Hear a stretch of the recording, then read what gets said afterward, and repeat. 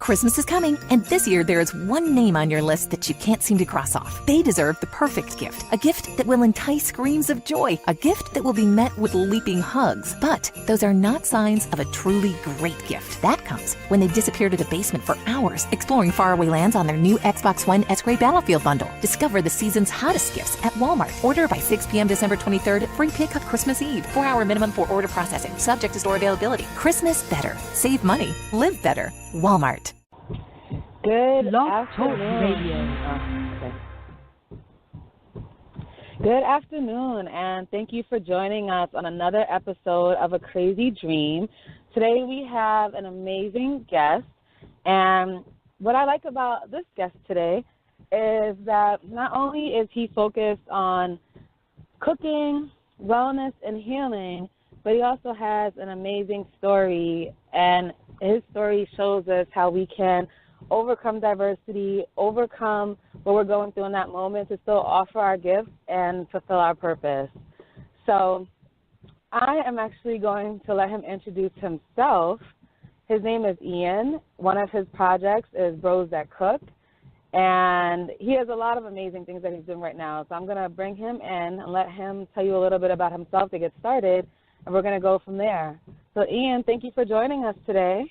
No problem. If just in case if you don't know how to see my last name, a lot of people don't. They mispronounce it. It's Haydecke. A lot of people say Haydecke and all that stuff, so Ian Heydecke. But, you know, you call me whatever you want to call me. Just don't call me late for dinner. Perfect. I love it. So, Ian, we met recently at a food blogger conference, which I love because whenever I go to events, I'm always looking for people who I identify with in different ways. And when I saw you, I was like, I have to meet Ian. I didn't know your name at the time, but I was like, hey, who's that guy over there? Like, I have to go and say hi to him. So, Ian, like when we spoke, you know, you told me that you cooked, but when we started to get deeper into the conversation, I realized that you did more than Bros That Cook. So could you tell us a little bit about the projects you're currently working on and just give us an insight into how you got started? Well, the way I got started was I've always been training for any sport, mostly football. So football got me to, you know, where I wanted to be. You know, I tried to go pro. That's the first thing, you know, every guy wants to be when he's a kid. I play football, I want to go pro. Maybe this might help out. You know, later as I got towards college, my dream, unfortunately, didn't come true. But I still love to train, which also I came in with, when I met you at the conference, with a Body by Ian shirt. That is my brand I do for personal training. And I knew I could help out a lot of my friends once I was training and helping others and helping myself out. And I started giving some advice. And the good thing about the cooking aspect is you always use that for nutrition anyway. Mm-hmm. And later down the line, I said, you know what, you could really make this into a business besides doing a regular day job at first. Mm-hmm. I did get a lot of stuff from my mom because my mom is a chef. So she taught me how to cook, which brings out everything into Bros That Cook and Body by Ian. But with that said, I really started taking this on more because I had an incident that changed my life forever, pretty much. I would say it started around Labor Day weekend 2011. I got real sick. Didn't know what it was. My skin started looking really funny, kind of grayish with like grayish red, almost like a lobster that was ashy lobster. I know that makes no sense, but it does. Okay, in a way. Mm-hmm. And went to doctors. My doctors tell me it's psoriasis, it's eczema, could be something like that. I was misdiagnosed for almost a good year. Something my wife tells me, and I also just got married within a year before that. Congratulations. Thank you. So that was at the time I got married just before I got sick. So thinking about this, I'm about to be 30 years old. Didn't know what the hell was going on. My wife, you know, she's in her mid-20s, don't know what's going on. All of a sudden, I'm getting really skinny. I'm thinking I'm working out, so maybe that's what's okay. It's the cardio. No, it's something's eating me up inside. So I said, oh, something's going on. Let me go. Maybe I go down to where my wife lives, down in her area, and I'll go to the doctors down there. Because up here where I was at, I'm up in North Jersey near New York. Go there, and I'm getting misdiagnosed. Go to a allergist. Allergist recommended me to an oncologist, which is a blood doctor. And he says, I haven't seen one like this in a long time. I'm recommending you my friend who's in Philly. Okay. All of a sudden, I go to my doctor, who I still go to today. Her name is Dr. Ellen Kim, and she's in at the hospital in Philadelphia. And she goes to me, Ian, I already know what's wrong with you. I said, really do? She goes, yes, you have what we call CTCL. We're like, well, what's that? She goes, that's Cutaneous T-Cell Lymphoma. She goes, you have a rare form of skin cancer. I said, huh? So my wife's mouth dropped. I tell my family, they're, devastating, because you're thinking, this guy's 30 years old. He didn't even live life yet. He's got cancer. Yeah. Now most people already, and when you hear the C word, it's death, pretty much for most people. I said, at first I let it sink in, and I said, Doc, how are we going to make this faster? How are we going to make myself better? She looked at me like, oh, okay, you want to take this on? I said, all right, let's do, what do we attack? She goes, well, of course you have to change your eating habits, of course. And I said, no problem. She goes, at first, because I was so skinny, she told me to eat. I was like, oh, yeah, I have no problem with that. I can eat. Yeah. But after that, she's like, now I want you to start dieting better, slower. So do what's the best way you know how to do it. I said, okay.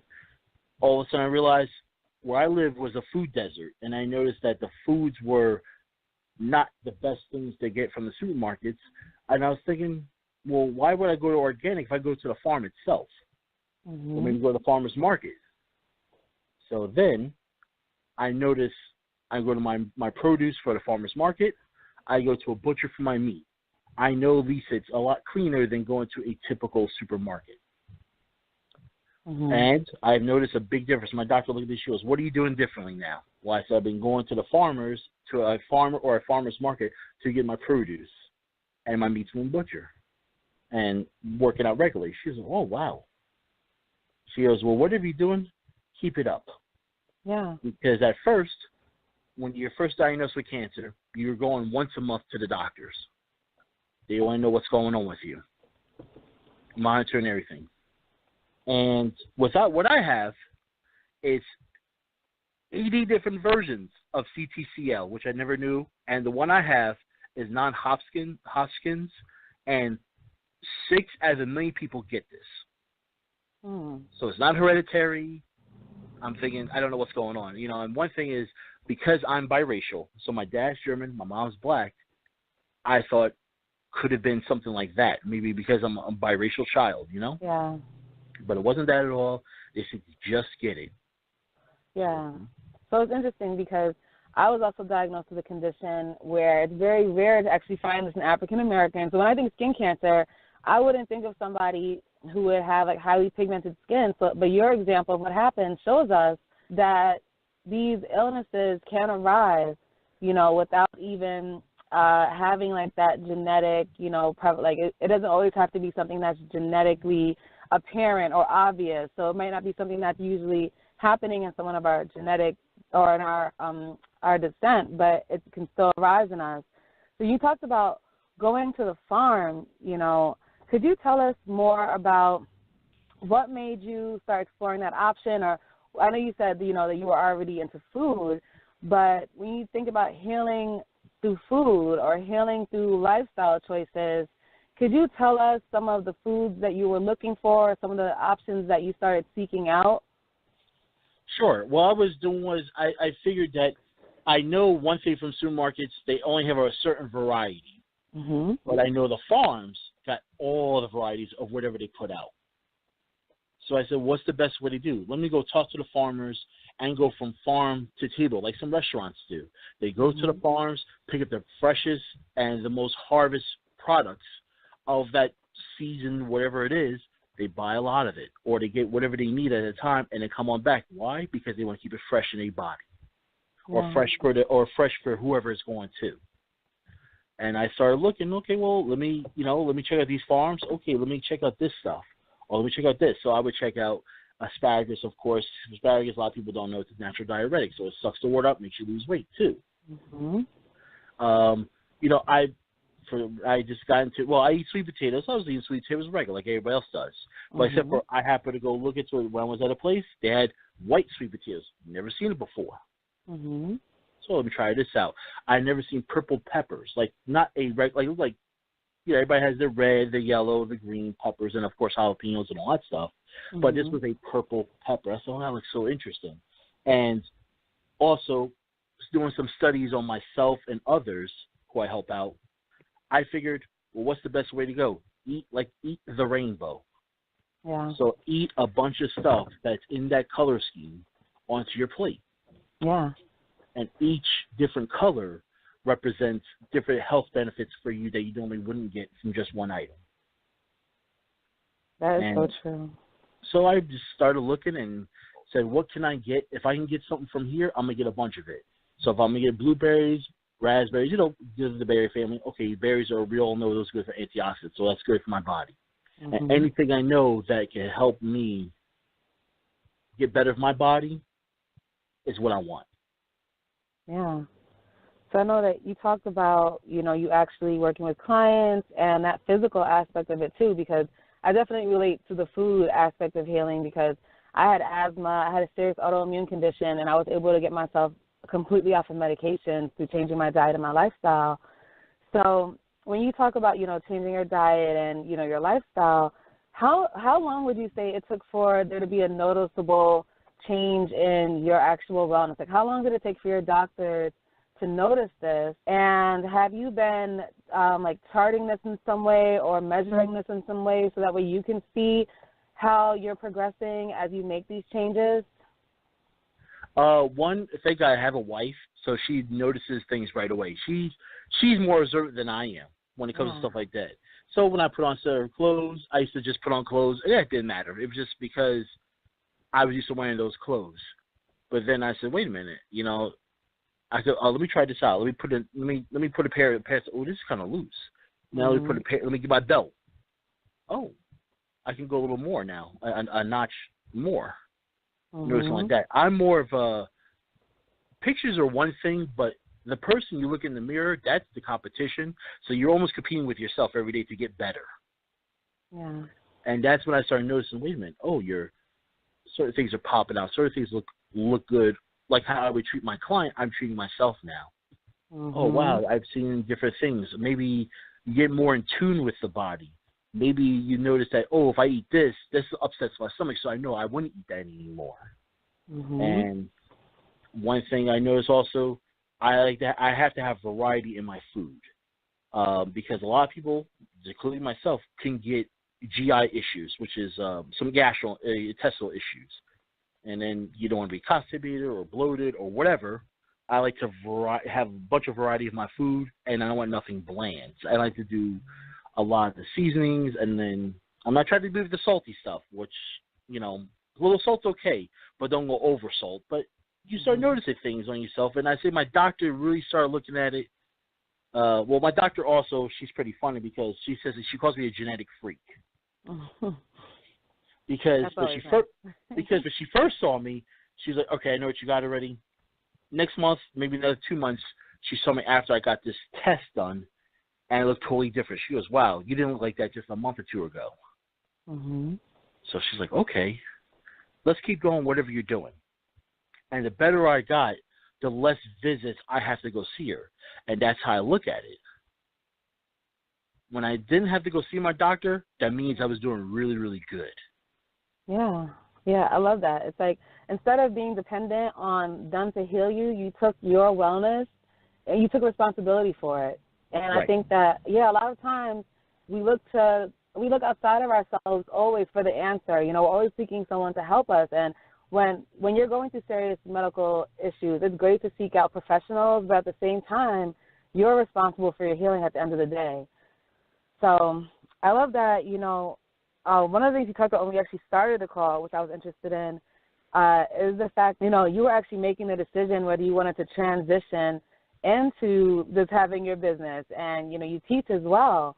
So could you tell us how, because some people don't understand how they can make the transition, and they're like, oh, I don't know if I can do it, or, you know, how I could do that. Like, how did you already knew you could cook, but tell me how someone like a teacher or someone who's in a different profession, like how you can transfer those skills over. Like, how do your skills that you already had, other than the cooking, transfer over into what you do now? Well, one, you have to love it. It's a passion. If you don't love it, it don't matter what you do. So, like you said, this is, like, to me, this is your calling. You're a very good, you know, when I met you, I knew right away you're a people person. So automatically you're with the people. People want to be around you, and you could talk to anybody just like me. Do you know what I found out? My name means people. Oh, see? Yeah, I just learned that. But keep going. but needless to say is, with myself, I know that I'm a people person. So people like being around me. I don't know why. And sometimes because a lot of people, when they first see me, they think I'm intimidating. I don't know why, but they do. They're like, oh, this big guy. Whoa. And then when I open up to them, they're like, wow, he's so nice. And then they want to get to know me better. So what I do is I took a passion what I love. I love to cook because, one, I knew I was good at it, so it helped me get better at other things too. And being in the industry of, we can call it training, wellness, you have to be a little narcissistic as well, because it's all about you. And if you don't care about you, then no one's going to care else. If you like, as I know, this is going to be really funny, but I watch RuPaul's Drag Race. Yeah. And RuPaul has a famous line: "If you don't love yourself, how the hell are you going to love somebody else?" That's true. And I thought about that, like, wow, that's really deep. Now, some people could call it love for yourself, or people who are not as confident as you would consider it narcissistic, egotistical, or whatever. But you know what? That's up to you on how you perceive me. I'm going to do me regardless. And that's how you have to bring your passion. You have to bring you, but just bring just a version of you. Don't bring that fake version of you. Just be you. Yeah, definitely. And when I think of narcissism, like just thinking about what you just said, I look at narcissism a little different, because what you just explained to me sounds more like self-love and self-respect, you know, because there's nothing wrong with honoring yourself and taking care of yourself and respecting yourself. And when I think of narcissism, I feel like it's more like at the expense of others. You know what I mean? And what you're doing is honoring yourself. If you're not here, none of it matters. So in working with a coach, it gives you a chance to be selfish, because now you can have another person with you in that space who only cares about you getting better. When you're working with, like you said, like you're a trainer. When you're working with someone, you're only there to help them become their best. So I don't consider that selfish at all. I think that we should all take more time to love ourselves and to honor ourselves, because we would probably live longer and be happier if we did anyway. That is true. That is true what you're saying, not to cut in, but I know people who in my industry of health and wellness and bodybuilding, they become very selfish because at the time period they know, especially if they're doing a show, they know at a show, let's say between 12 to 16 weeks, that time period, I have to be on everything that it's all about me at that time. They don't really have a balance at that part of their life, because it's only a short time period. It just may seem forever for them, but I've seen guys break up with their girlfriends for 4 months until the show's over. Because right? I'm serious. This is real stuff that what I'm telling you right now. I've seen it where they're like this, honey, next 4 months, I'm not really going to be going out that much. And they just tell them, I had to stick to my plan, my plan of their plan to win, whatever it could be. So it could be from winning a little local show, maybe a weight loss challenge, but I've seen more of the bodybuilders, men and women, where it's time for them hitting the stage. They will literally be, that's the narcissistic part coming in. They know they have to go work out, eat, do cardio, do the work, whatever they need to do, and they have to literally regiment themselves for that time period. So that point, they don't want that slice of cake. They have to be eating their chicken with broccoli and rice or whatever it is. You know, as much as they want desserts, they have to be up to a certain point. Now, if you are let's say your coach tells you, hey, you're ahead of schedule, you can have what you call a cheat meal or refeed day.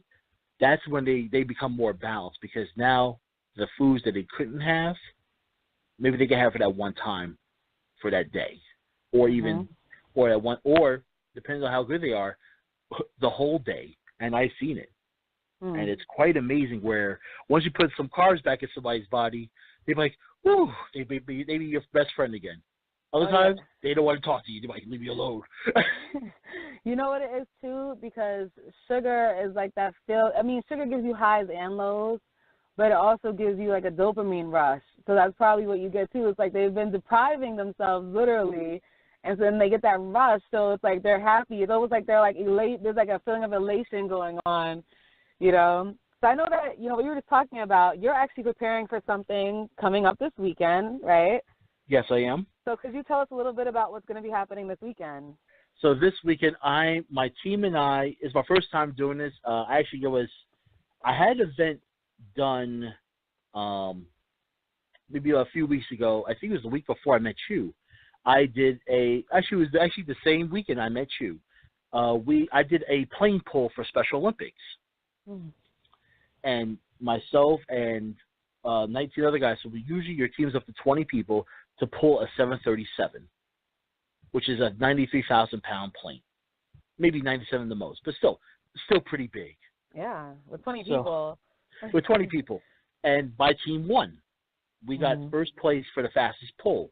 Now, it's just not us. There's different things, of course, but there was 52 other teams that we beat. But we know we did it for charity, and that was the main thing. So the same team I'm running with today is running with who I did a plane pull with. Hey Ian, they asked me, hey Ian, you know, we're gonna be doing a fire truck pull. I said, when? They said, no, October 22nd. I said, and people were like, a fire truck. They're like, and my people at my job look at me, they're like, oh, Ian just pull planes. You know, that's what he does at his work. You know, I'm probably the strongest guy at my job, which I can see that.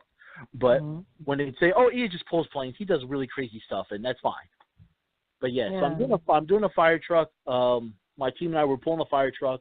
The 720 is a team of 8 people, and we're pulling it Elmwood Park High School, Memorial High School in New Jersey. So it's Elmwood Park Memorial High School. It's 375, if I'm correct, I think it's River Drive, Elmwood Park, New Jersey. What I know is it's a free event, and if you want to come see people go crazy and pull a fire truck, which is probably most people say, hey, even the plane pull is done for 20 years, but this is like say, hey, I pulled a fire truck, so maybe I can put this on the bucket list. And what time is it going to be starting, just so people know the time? Okay, so my team checks in at 10. I think we're all checking in around that time. Now, I don't know per se when, because it looks like it's going by whoever's there first can go first. Okay. So I think it looks like it's first come, first serve. But my team and I were talking, so we're going to meet up around like 9, maybe 9:30 there, just to make sure we're all there. And if we go in, we're coming in hot. You know, we're ready to go and just preparing to pull a fire truck, which sounds interesting alone. Yeah. So, Ian, we're coming close to the end of the call. So, you know, you have the Bros That Cook, you have Body by Ian. Yes. Could you just tell the people listening, you know, what you really envision yourself creating with these brands and what you hope to share with them through your experiences? What is your crazy dream? Okay, my crazy dream is one, like anybody, successful. Doesn't matter if it's successfully rich, in peace with themselves. I mean, my success that hopefully brings out money to give back to cancer research. I mean, hey, I had great doctors who helped me out. My one main doctor who helped me out, and she did a lot for me to become better today. So I want to give back so people can get better for someone, just even, I don't care what kind of research, if it's just to get somebody better, even one person better, that's still big. That's still big to me. So I want to take Bros That Cook, Body by Ian, to make it really big, successful, be a huge entity in the whole wellness, fitness industry. I love it. And Bros That Cook, I want to teach my fellow men and some girls who don't know how to cook, make them better in the kitchen and not be afraid of how to touch kitchen knives. Because I looked at worst cooks in America and I said, oh my God, that's really that bad. Maybe I could show people how to become better at what they can do, you know? Yeah, I love it. So I know you're working on revamping your website right now. Can you tell people where to find you right now if they wanted to follow you or just see what you're up to, if they want to just, see what Ian is doing? Sure. All my social media, which is Instagram, Snapchat, and I have a Facebook page of Body by Ian. All three of those you link me to. If you want to email me, go to bodybyian@yahoo.com. Perfect. Thank you. Oh, I'm sorry. What were you going to say? No, I was nothing to say. I was letting you go. Oh, okay. Well, thank you so much, Ian, for getting on the call. I'm happy that we met that day, and I love that you have your wife there to support you through this, and we'll definitely have you on again. Everyone listening, follow us at FromMothersGarden.com, From Mother's Garden on Instagram, and The Mothers, D-E, Mother's Garden on Twitter. Take care. All right. Okay. And I'm going to manage, and I'm going to split.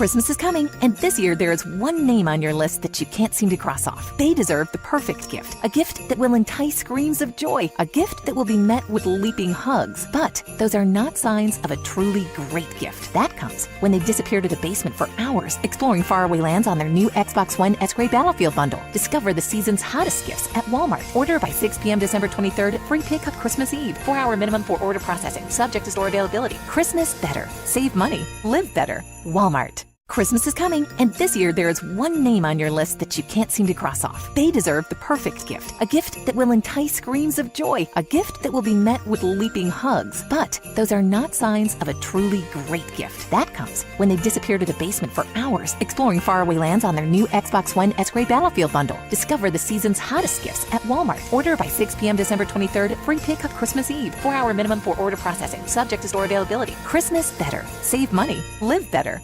Walmart.